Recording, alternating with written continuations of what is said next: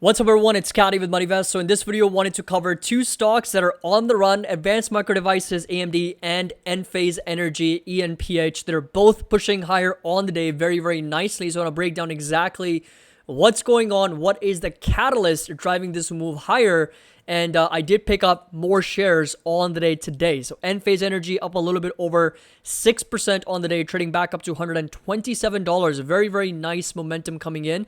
So we're now starting to see a little bit of that momentum back up, trading back above those moving averages. We'll get to the technical analysis in just a minute. And Advanced Micro Devices also up over 2.5%, pushing up to almost $110 per share. Now, there's a lot of stocks that are green. So Tesla, for example, is up 3%, Amazon, Nvidia. We've got big tech. Apple, Microsoft are somewhat flat, and we do have the individual indices. So, for example, NASDAQ up over 1.2%.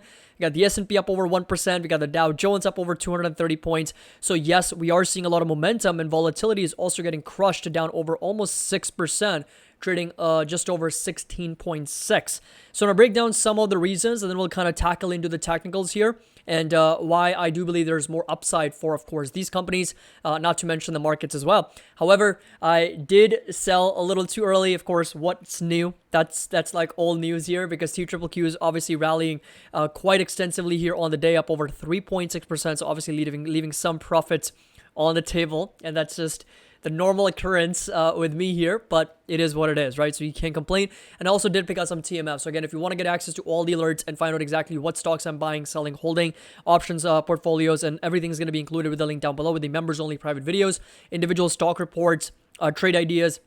Everything's going to be a part of the Patreon. Link's going to be down below. I think there's a few more spots left if you want to join in the month of October.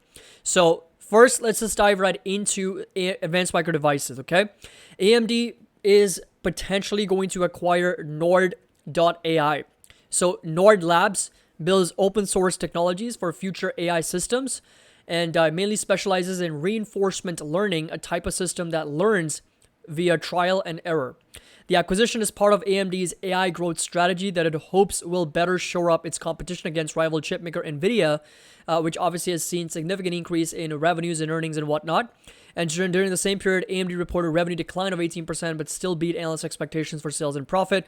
And the acquisition of Nod.ai is expected to significantly enhance our ability to provide AI customers with open software that allows them to easily deploy high-performant AI models tuned for AMD hardware. This was Vamsi Bupana, Senior Vice President of AMD's AI Group, said in a release. And as soon as this actually news came out, AMD saw a nice uptick, to the upside. So you can see that it was already drifting higher, but you'll notice that 11:40 a.m. Eastern, we got a nice little uptick here, 1.27%, on the news that AMD is to acquire Nod.ai.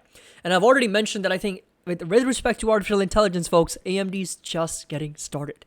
AMD's just getting started because NVIDIA obviously has seen significant momentum. A lot of that is already priced in.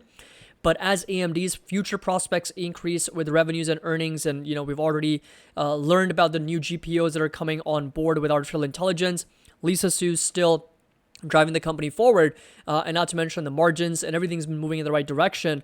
I strongly believe that AMD has a lot of potential over the long term, as I've already mentioned. The only problem or the only issue with AMD has been up until now is the amount of share dilution. So if you come over to the statistics tab, you'll notice the company has been issuing, quite a few shares. If you come over to the annual basis, since 2021, we have increased by about 400 million shares in 2022, and it's been going higher from just under a billion to over 1.6. So in the last 7 years, it's gone up by over 60%. But as the company kind of shores up its balance sheet with more cash, there is a possibility that we do see some share buybacks in the future.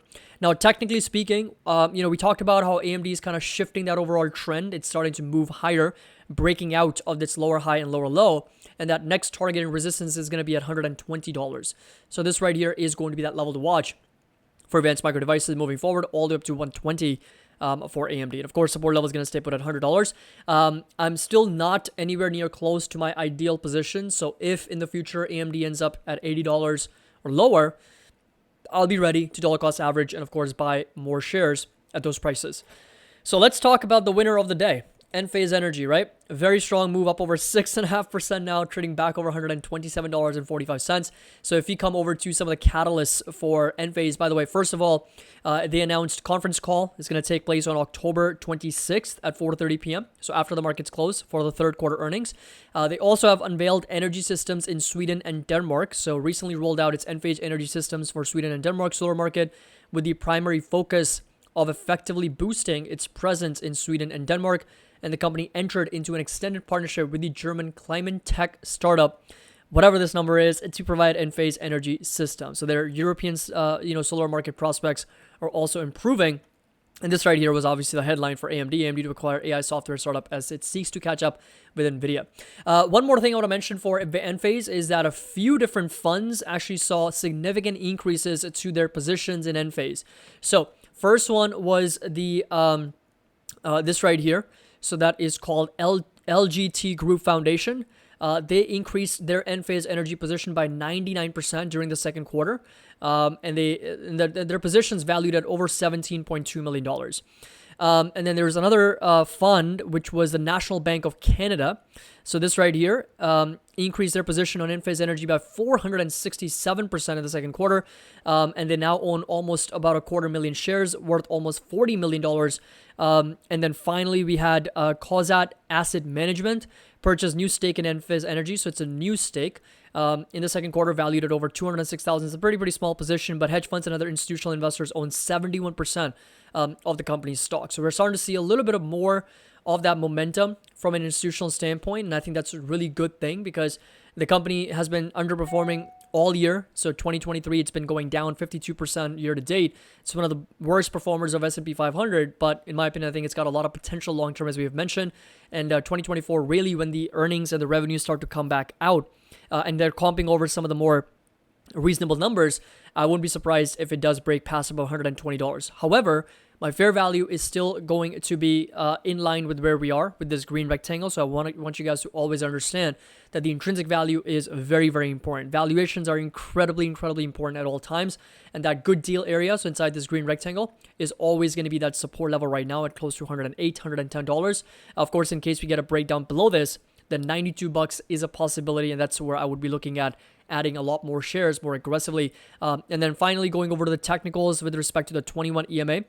This is a very nice breakout on very good volume.